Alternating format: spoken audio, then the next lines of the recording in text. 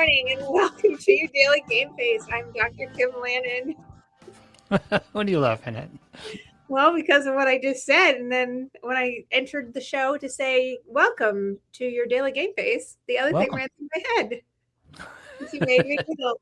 You made me giggle. Well, it's my job.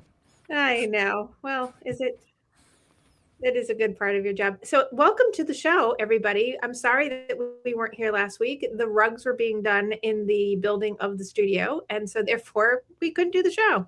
They're doing downstairs today, and I walked into carpet glue, so lost a pair of shoes. Well, if you're watching today, I'm actually coming live from my office in Bedford, Massachusetts. So you get to have a little slice of my background. Oh, this is the office. Oh, nice. I haven't seen the office. Oh, you what? Did my show from here before? Have we? Yeah, okay. I have. But that's okay. Well, I didn't know it was your office then. Office at my home. I have two offices at home, an upstairs and a downstairs. Usually you're in my upstairs office, but today I'm in my office because, sometimes life gets in the way. I've already had a full morning of stuff before I even did this. When you have fur babies, life. Oh, God, yeah. I should play the video and the audio of the sound that came out of my 1.5-year-old Egyptian now Bengal mix in the car this morning when he went for his physical. God. I had to go through a police detail that was doing construction work, and I had to roll the windows up because it sounded like I was slaughtering the cat in the car. Because his scream was so bad. I was like, yeah. And I have to keep the windows open because it's so piercing that Oh yeah, we needed video. Oh, I have audio, so okay. We could get an audio clip. Maybe at the end I'll play the audio clip. I'll bring it up, but nonetheless. Wow. So anyway, so here we are. I wanted first to put out that if people are listening, I have a fall women's retreat coming. It's the reboot of my spring one, but it's a retreat on November 6th, 7th, and 8th. Making sure I have the right dates. November 6th, 7th, and 8th, Friday, Saturday, and Sunday in Holderness, New Hampshire. It's rest, restore, and rise. It's going to have massage therapy. It's going to have healing circles. It's going to have Reiki. It's going to have chiropractic care, nutritional stuff. It's got procured beautiful breakfast at the Inn on Golden Pond.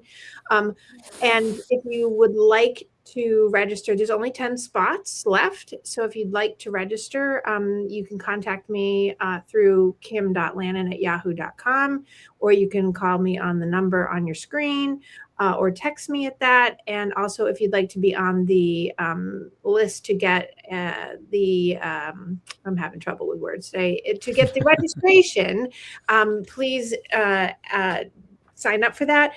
It's actually early bird special is $999 for the weekend. And so it's a great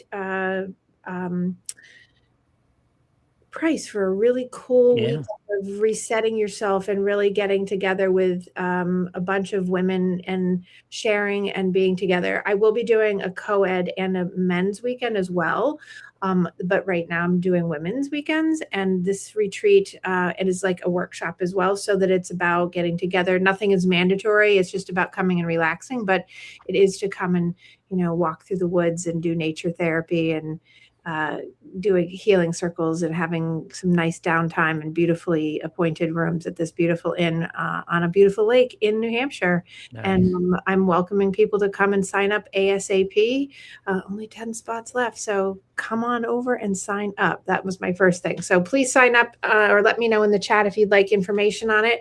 I will be putting it up on my soon to be newly put up website that I'm actually doing myself. I'm a woman. Many talent. Thank you for laughing. Let's tell the other things that I'm doing. No, that was proudly laughing. You're proudly laughing. Oh, yes. Thank you. Thanks, Dad. Stop. I know.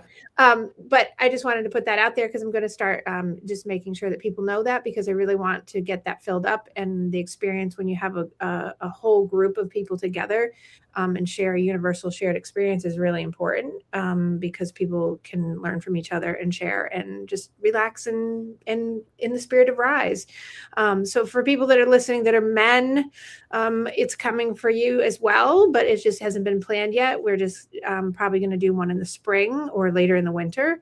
And it will be tailored around men's growth and rising. So nonetheless, $999 for the whole weekend, a Friday to a Sunday afternoon. Beautiful. Come spend time with me in the mountains and reset yourself. So on that topic of rising, right? Yes. I wanted to just take a few minutes. Because I had the week away from doing this. So I had a lot of thoughts on like, okay, where am I going from this point for July? What are we, July 5th? No, I mean, August 5th. Oh my God. Yeah, August 5th. There's where my head is. So I was thinking about lots of things that come up for people in terms of, doing the Rise project this year and what has happened. And so I kind of wrote some things down, and it helps me. But I actually put something together that I wanted to kind of go through and as I always do, but I did a little bit more formally this time because I had a lot of time to think about it. So what I titled it in my head was "When Peace Feels Boring Because Chaos Raised You." There's my title. Right.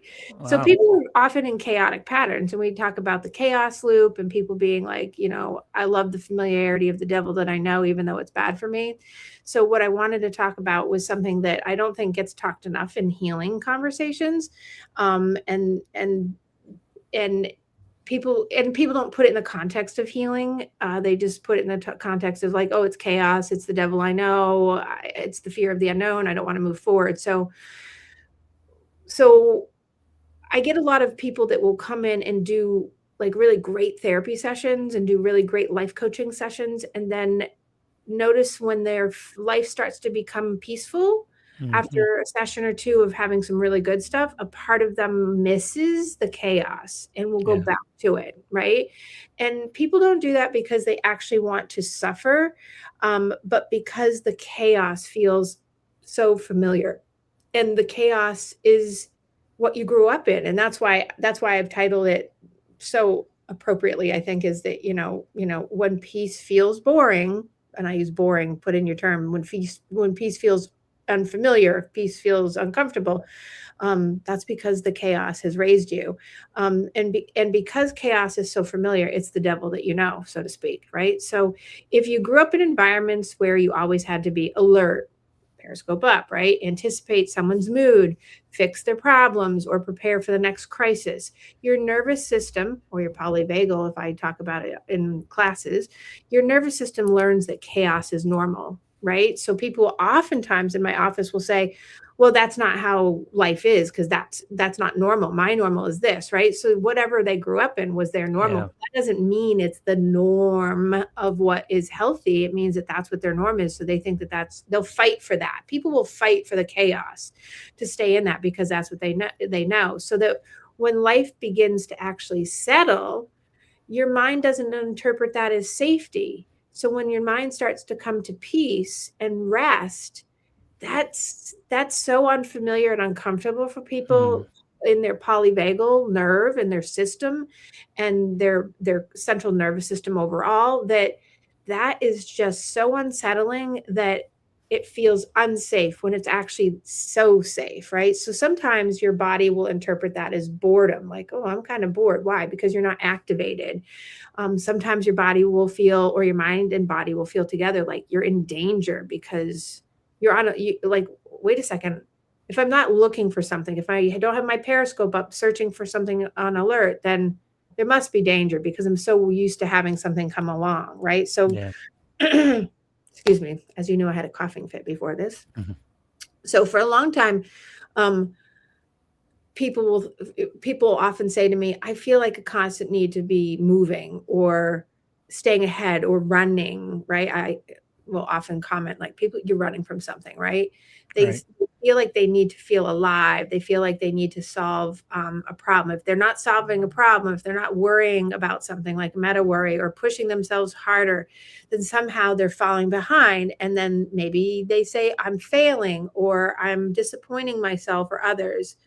Now, what you have to realize is that's not ambition, that's survival. People go into survival mode because of the chaos. So, in survival has a very different rhythm than peace.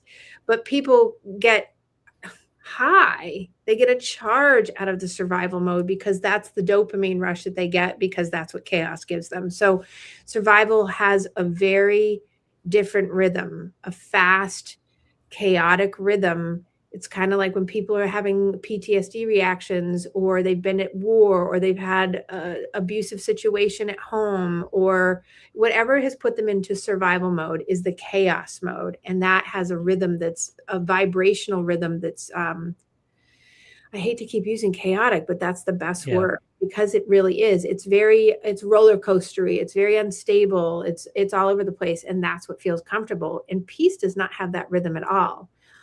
So in the season of our resetting, right, and rising, resetting doesn't mean pretending that the past has never happened. It means that it means that you have to know that the past is there, but we have to come into the present. And it doesn't mean to become someone completely different overnight, which oftentimes in this year of rise, people have been really struggling here and there with, okay, I'm not rising fast enough. I'm not rising to where I think I should be, but it's not about that. It's about that reset. It's about that. It's becoming someone every day that you want to be. Are you living that person that you want to be? Are you setting yourself up every day for success of, I'm taking accountability and responsibility for who I want to be today. If I misstep, because no one's perfect, if I misstep, am I actually doing something to change where I've misstepped in my path? Or am I just brushing it off and saying like, yeah, okay, yeah, I did it, I'll just fix it later? Because then you're just going back to the chaos. So for me, resetting means giving myself permission to build a life that isn't centered around survival. And you know, some of us grow up in massive chaos, some of us grow up in a little bit. Everybody has a little chaos. So when I say for me, it's like important that you put the for me for whatever that is for you, because you might not identify yourself as having chaos, because normal for you might be the chaos and you don't think that that's not, that Right. you might think that that's normal.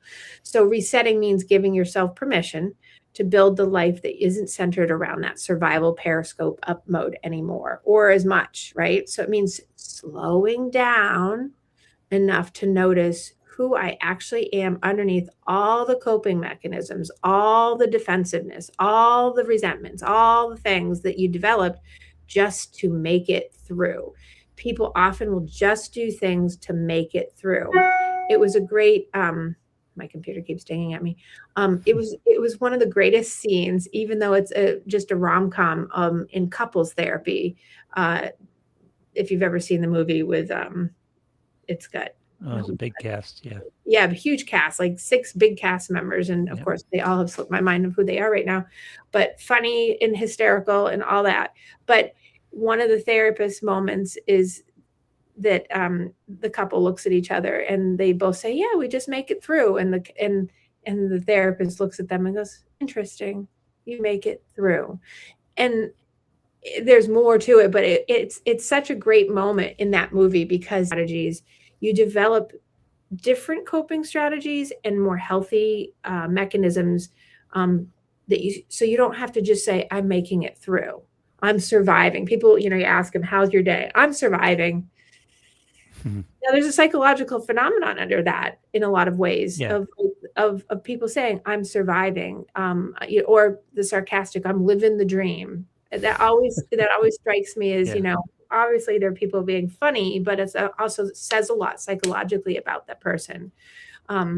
So one word that's become really important to me, as you know, through this year is integration, and being able to integrate this work. And integration means that you don't have to reject the versions of yourself that have struggled. It just means that you have to honor those and integrate new things in to help struggle less. And so, because the reason why all these things have come up and I'm breaking them down even more is because I had a little time, because we didn't have the show last week, but I've had a little time to really think about like all the questions that have come up in the past 6 months about this particular portion of my rise year. And I think that talking about integrating is often one of the most difficult things for people to do. You can talk about the concepts and the theory all day long about, resetting your mindset and standing up and standing out and evolving, but you actually can't get to any of the R, you can't get to the S and the E of any of that. You can rise, you can talk about it all day long. People can intellectualize, but the integrating piece, the applying piece is the spot where people really sort of fall down, right? So integrating is about not rejecting that piece of yourself that you have struggled with. It's about taking the struggles and making them more present. And you don't have to be embarrassed by them, which is people hide behind that. So their reason not for changing is because they'll hide behind embarrassment. They pretend that things haven't existed, or they've swept them under the carpet. And I'm asking people to realize that every version of you serves a purpose. If you're repeating the same patterns over and over again and not going anywhere, and you're just getting by and just getting through, that should be a signal to you that you're not integrating anything new, and you're living a deprived life in a lot of ways. And you think you're happy because you've told yourself, I'm okay, but are you? Because usually I find that there's the anxious version of yourself as that person. There's the people-pleasing version of that. There's the You're just doing that grade over again, or that class over again, because you haven't learned the lesson.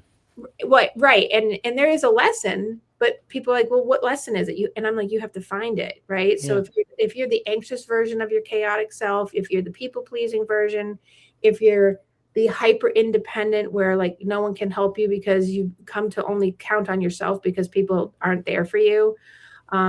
If you're the version that stayed quiet because you've learned, like in a relationship, that speaking up doesn't do any good because you just get bypassed and you get like kind of pushed off and like, you get yes to death.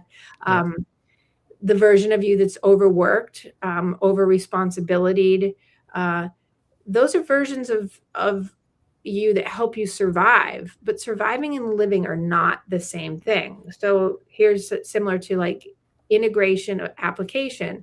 Surviving and living are not the same thing. Living is peaceful, surviving is chaotic. And by and large, I see, I would say a vast majority of human beings live in survival mode, as we have talked about over the years, because, it's the bear in the back of the cave. We're hardwired into, searching for things. But we also, when we are born into chaos, and that's what we know, survival is our MO, not living, right? And living is peaceful versus survival. So integrating that means honoring who you have been without allowing the survival patterns to control who you're becoming. And you have to really be able to, with wide open eyes, really look at yourself to say, oh man, I am in survival mode. Drinking is a good example. Like if you are an ismed person and you have had to, if you're still drinking or using drugs, or you're an overeater or an undereater restrictor, or if you're a gambler, those are survival patterns to control who you have been, to manage the fucked up feelings. That was the one. Those are the words that were coming out.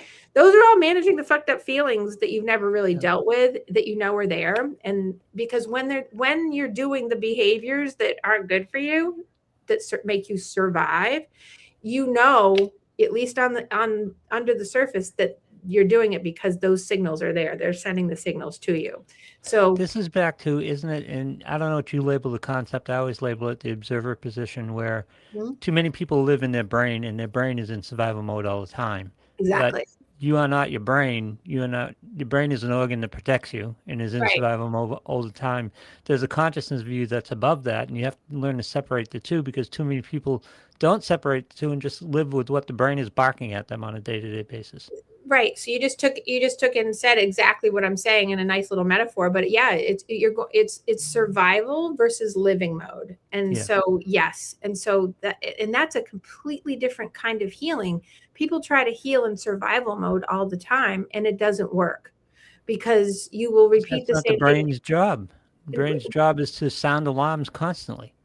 Right. And to protect you. But if you could learn and trust yourself that living in peace is okay and that you'll still survive, that's such a great place to be, right? Because that's such a different type of healing for people. And I think this is where I was going with like the next step in the rise over the next, 5 months of the year is something else for you to learn is what actually, for you to be able to stand up into that healing process of feeling at peace. Um, a lot of times people will be like, standing up means being louder about who I am, or louder, Mhm. more confident, or being tougher, or, having to be, perfect, or always proving a point, or seeing it like your way. And no, it's about rising up to see yourself in the ability to stand up for yourself in a quiet manner. And that doesn't mean being quiet as in like what I said before, where people sacrifice themselves, like, right? I go back to it's the basic full sentence of, it can sound like peacefulness is saying no. It can Yeah. sound like that doesn't work for me and I don't want that anymore. Relationship, I'm not doing this anymore. I've had enough of this and I will not tolerate it anymore. And being at peace with that. That's a very peaceful place for people. And that's a lot of peas. That's a very peaceful place for people, right? Onomatopoeia, for people to be in it, to be able to say, this doesn't work for me. I'm not going to allow my peace, my peace bubble. I'm not going to allow my peace bubble to be destroyed because I keep allowing what works for you to overpower me, right? So there, in other words, it looks like walking away from situations that constantly are draining your energy, right? Being able to be in that peace space and standing up means walking away from things. Now that doesn't mean you have to walk out of your house or out of your job. It means you have to just be able to walk away and be unbothered, or try to be as unbothered, because survival mode is fight mode, right? And it's very Right. difficult. I'll tell you that right now from personal experience. It's very difficult to just walk it back, especially when you want to be like, oh, I don't want to walk this back, especially if you talk to me like that, or if you do something, whatever. But it can look it it can look so much better for you, um, if you practice. It's not perfect. If you practice walking away from things that constantly drain your energy or toxicity. um, it also means disappointing people who benefit from you not Mhm. having boundaries. Yep. People benefit from you not having boundaries, and then when you don't when you don't meet someone's needs that they're used to, because they're used to steamrolling you, scapegoating you, guilting you, doing all those things, if you disappoint them, um, you have to be able to tolerate that. I have that conversation with so many people during the week that, me, I don't get guilted. So, and that's a hard thing for people, because people will be like, try to put the guilt on you, or, I have people around me all the time that try to gaslight me, and I'm like, nope. And I don't usually say you're gaslighting me. Occasionally I'll say, that's a gaslight, and then they'll be like, oh, all defensive. I'm not gaslighting you. Mm. Yeah, okay, well, yeah, but you just got disappointed because you didn't get the result you wanted from me to do something that you wanted me to do in the way that you would Well, try to maneuver this me. is back to the basic devil you know, as opposed to the unknown, where your relationship that drains you, you know what that is, but you are afraid of the unknown, of making a decision and making a change based on that. Exactly. You'd rather stick with what you know because it's bad, but you know what it is. You don't know what's going on in the unknown, how the reaction is going to be, how that's going to work out for you. So Right. often you get stuck.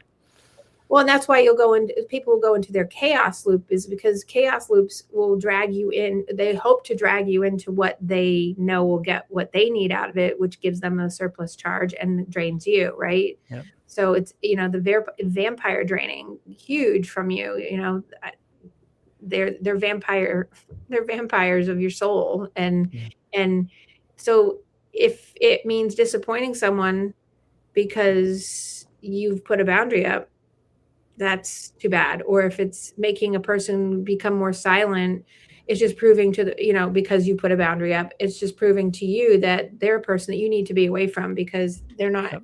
they Yep. lack the capacity to meet you where you're at, because they'd rather be in chaos than at peace. And honestly, that's uncomfortable for lots of things in lots of people and lots of different types of relationships. So, and if you, and this is another thing I see a lot, especially if you spent years believing that your value comes from keeping everyone else happy, or making sure, the more you do, the harder you try, the more you give, the more you like, it's going to somehow give you like brownie points to make it better, and your peace bubble is going to become enriched like that. Nope. Mm-hmm. Yep. I've learned through professional and personal experience that that is a lie. You are lying to yourself if you think that your value will come from keeping people happy and doing for others to the extent that is the overdoing, right? Right. It just doesn't work, because all it does is lead back to chaos. It's just chaotic. And it's like, because you become exhausted, you tire yourself out doing that.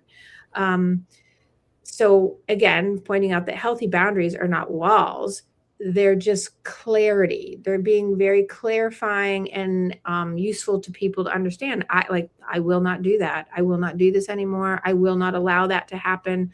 I will not participate in that. I don't want you to be near me. I don't want to be around you. I don't want to be around this.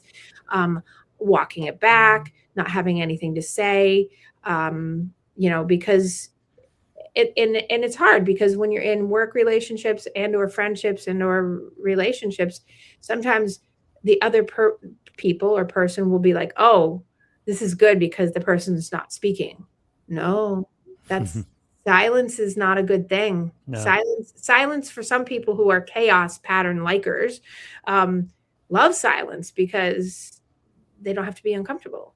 Yep. But when you have a person that's setting a boundary and silence is the response, that's actually not good for the other person, in terms of not good, like as in, yeah, it's really good for it's sending a signal that you're about to be abandoned. Too many times people think standing up for yourself is swinging a sword, and sometimes it's just not showing up for the battle. Mm-hmm. Yeah. Perfectly said. Right? It's about like, I'm out. And people don't realize that in your rise moments, when you really integrate that, you might find that, I mean, there's so many good writers out there and good people talking about this these days, about like, just, you might lose a lot of people along the way when you do this, but you'll find your tribe somewhere else, because there's people out there that will have self-respect with clarity. They will respect you, and they will have enough self-respect to respect themselves, to honor your clarity, that you have boundaries. And one symptom that you struggle with this would be if you how often you declare, if at all, I'm bored. I can't remember the last time I said I'm bored, right? Because I value the peace, right? It's like, okay, I got a couple minutes off. I can deal with this. I can find something to do that interests me. Too many people running around going, I'm bored, I'm bored, I'm bored. They're just lacking chaos at that point. They're Well, not valuing the peace. well, and I think, yes, and I think also people also mistake that peace is not engaging in communication with people, or just No. being totally quiet and not No. like participating. And that is it, no, it's that, because that means that they are creating an environment that's boring, and therefore chaos is inevitably going to exist, because it's going to fire up, because Yeah. because the environment has become boring, right? So yes, to your point, and adding into that point, right? But you start that value. This is one of these lessons you learn as you get older. You start to value the peace in your life, the quote unquote boring parts, because you stop caring about reactions. You stop caring about consequences. You start valuing those times in your life. And hopefully, this is a lesson you learn earlier before you get to the point where you don't care anymore, right? Yes, and yes, you would hope, but yes, I would caution on because there are people who actually don't care about the impact that they have on people when they do it in a dismissive, avoidant way. There is an attachment style that is called dismissive avoidant, and that piece right there are people that will use that. And if you're a person that's listening that doesn't know that you're a dismissive avoidant person, or doesn't think that they are, but they are, they will use that kind of skill and tactic as a survival mode, that, oh, I'll just walk away to make peace. But actually walking away from something without resolving something, or leaving someone hanging with uncomfortability because you've crossed their boundary, and now they're just like, well, I said I was sorry, I'm walking it back, or whatever. That's not quite the same thing. And so I put a little caveat to that, because there's people that think, well, yeah, but I'm keeping peace. When you've done something and or you're participating in a chaos cycle, and you're making things crazy and chaotic, and you've done whatever, and then you think that creating peace is by being quiet, or taking a day and walking away from that. That is not the same thing. And I'm just being cautionary about people that are listening, to make sure that they know that there's a separation around that. Because good, healthy boundaries aren't walls of silence and walk away. They're clarifying, they're resolve based, they're solution focused, they're self-respecting and respecting of others. It's a way of saying that we deserve peace. I deserve it. You deserve it. And peace doesn't come from ignoring and dismissing and whatever. So super important distinction, right? And I guess in saying that, one thing I've noticed about this whole reset process of rising is that peace is so strangely unfamiliar to people. People think that peace is like, I'll be silent. I just won't say anything and it will be fine. And that actually just makes people more anxious, both the person doing it and the people that they're impacting. And, I have meta warriors in my practice that, they'll wake up and nothing will be wrong. No crisis, no conflict, no emergency, but they create it. Like, it's like you wake up and all of a sudden they're like, oh, I feel okay. And then all of a sudden, instead of immediately relaxing and taking in like, oh, I don't have I woke up but all of a sudden, just like 30 seconds or a minute later, something immediately comes in, because they're so waiting, and the body's so waiting for something bad to happen. And that's because they grew up that way, or they've been living in a situation that's very chaotic. And that, I would say, for people to lean into, when they do wake up in the morning and feel no crisis, they feel no emergency, they feel that, go with that relaxation. There's a little moment of peace. And if you feel like, oh, something bad might happen, noting that maybe that would be true, but maybe there's something else. Generate a different perspective, because what's happening is your nervous system has been trained to expect that. And you've got to honor that moment of, okay, I woke up and everything's okay this morning, and not go into the other thing, because our bodies and minds are so trained from such an early age, especially if we've grown up chaotic, that we have to find something, because the periscope will come up and just keep searching till we find something. We'll make something, it will keep scanning that horizon, even when the storm has already passed. Whatever happened the day before. That's why, when people say sleep on it, it often will bring a peace over some issue or whatever. That doesn't mean it's over necessarily. Doesn't mean that whatever happened at work is necessarily is resolved, but there's usually clarity in that, and you have to honor that. And that is a huge lesson for people to heal with, because healing isn't just changing your thoughts. It's teaching your body that it's okay and it's safe to rest. And people run from that because that's fear, and that, I want to repeat that again. It's teaching your body that it's finally safe to rest. It's okay to rest. That doesn't mean laying down and, whatever. It could be that, but it's more about just being like, okay, I don't have to scan my horizon for more stuff to come in. It's important to understand that peace isn't a 24/7 process. You're not searching for peace all the time. What you're searching for is that morning you just described, where maybe you have a cup of coffee and go on the deck and sit for 20 minutes. Exactly. Of work. That's peace. That's great. Right. You're gonna run into things during the course of the day. Everybody does, but accept those periods of peace and enjoy them. And this is the thing, is this process takes time, and people are in this culture day and age are very instant gratified, and have delayed gratification issues. So understanding that this peace process to rise takes time. It takes patience, which people don't have and don't want to have, because why, we're on alert mode all the time. It takes self-compassion. And by that, I mean giving yourself permission to say, I can take the 5 minutes in the morning to have coffee. Like, look what I did this morning, right? I mean, I was like, I got stuff I have to do and I need to make sure I make my peace, right? Because your nervous system, your body, your anxiety mode is not trying to sabotage you. It's trying to protect you using old information. And the beautiful part is that little by little, you can begin to learn something new if you do this a little bit at a time. And you begin to realize that peace isn't this open-ended emptiness. People are afraid of peace because it feels like when you say to someone, clear your mind of all the thoughts. Well, first of all, you can't clear your mind of all the thoughts, right? It's about beginning to realize that peace spots aren't empty. They're actually the way I was thinking about this last week, because I had a moment on my deck, and this is where some of this came to me, is peace has depth. Peace gives you a space to breathe.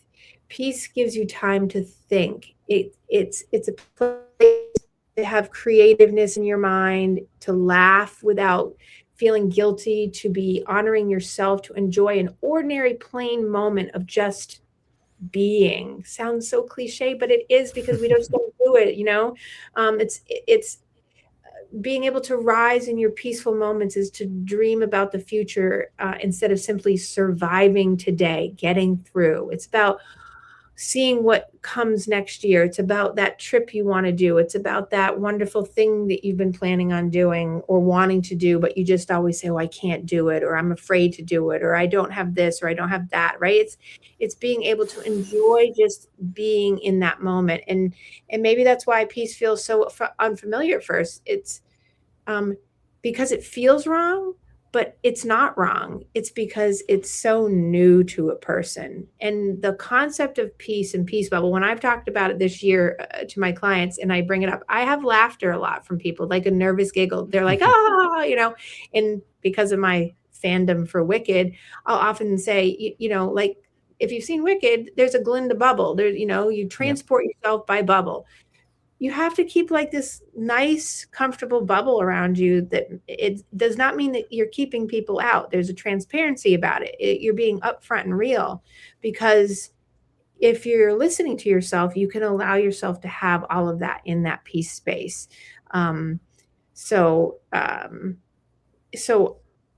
if you're listening today and you're in your own season of rising and resetting, I really am wanting you to be encouraged to not confuse that you're unfamiliar with this with failure. Just because something will feel different and it will feel new doesn't mean you're not that you're moving in the wrong direction. It just means that you're just moving towards something new. And sometimes, and I just had just in the past, I think probably because of my own stuff with my little fur baby and my child, I think sometimes I'm learning more and more, and I'm encouraging people to realize that sometimes growth is quiet. Sometimes healing is slow. It's never linear, obviously. Biggest transformations are not dramatic typically. They're not these big aha moments, even though sometimes we do have them. Transformations and growth and rising are not dramatic typically. Sometimes it looks like choosing rest rather than overworking and settling. Sometimes it's saying no and being honest instead of people pleasing. It's choosing boundaries over burnout and compassion fatigue. It's choosing yourself without feeling guilty, right? Taking time and doing that. And these choices might not look exciting from the outside, and it might sound really boring, but they're changing your life from the inside out and not letting the externals influence you. And as you continue your journey of integrating every version of yourself, you're going to learn that you don't have to earn peace. You don't have to chase peace. You don't have to prove that you deserve it because everybody deserves peace. You simply have to stop running from it and running from yourself. So today, if peace feels scary or peace feels unfamiliar or it feels boring because you love the chaos, even though you don't want to admit you love the chaos, you have to stay with it. Because if saying like, okay, slow down, be calm, if calm feels uncomfortable, stay with it. Yep. If your life feels slower than it used to be, it's okay. Stay with it. Because maybe what you feel that feels uncomfortable and unfamiliar today will become your easier foundation for your, laying the floorboards tomorrow, not on sand, but on concrete. Right. Maybe this isn't boredom anymore. Maybe this will be something that now feels safe and you didn't realize that that's what safety feels like. And so those concepts are super important, to stop thinking that chaos is being alive. People think chaos, I'm alive. No, Yep. chaos does not mean you're alive. It means you're somehow getting soul sucked or you're soul sucking someone else. Yep. And that peace is not the absence of living. It's about living. That's like it's finally having the freedom to live when you give yourself peace. It's opportunity. Yes, it's such a big opportunity. It's about becoming more fully you and who you are and honoring yourself. And as people are like, oh, Dr. Kim's gotten into this hoodoo, foodoo, schmoodoo. No, it's really about making yourself more engaged in you and really having a strong sense of self in a different way than you have been before, because you might be confident in all these things, but you also might be in this chaotic mode. And it's going to make you stronger and better for the non-peaceful parts of your life too. Yes, exactly. So before we go today, right? I'm not leaving yet, but it is a little bit shorter of a show today because I was really concise today. But before we go, I wanted to leave people with a question to sit with this week. You don't have to answer it right now. Think about it. Take your time, right? Because it's about taking your time. But think about, where in your life have you mistaken chaos for feeling alive? And what might become possible if you allowed yourself to trust peace instead? Just notice like what comes up today. Notice where your body feels resistance, where your mind starts looking for problems, where you feel the urge to fill every moment with noise. Maybe that's a sign that something's wrong. And maybe it's a sign that you're learning what safety feels like one way or another. But I would really, really encourage you to ask yourself, where in your life have you mistaken chaos for feeling alive? And what would be possible if you allowed yourself to trust peace instead and choose that? Such an important question. I think you should ask yourself. Go have a cup of coffee, sit on the deck, and contemplate it. Yeah, contemplate it right now. You could sit on the toilet and contemplate that. You could do it in your car. Have to have something humorous to add to it, but I just think that this is an important skill for people to have. I put a lot of thought and time into questions that people have been giving me. I had that week off to really put this together for everybody to really help with the RISE process. And this is kind of like a mid-year summary and trajectory forward. Right. So until next time, I'd ask people to keep choosing peace, keep honoring your growth. Remember, healing isn't about becoming someone new. It's about becoming a person that you come home to, who you've always been and you haven't been honoring. Nice summary. Thank you. See, I told you I was working for the people. Right? But yes, everybody go out and have a fabulous week.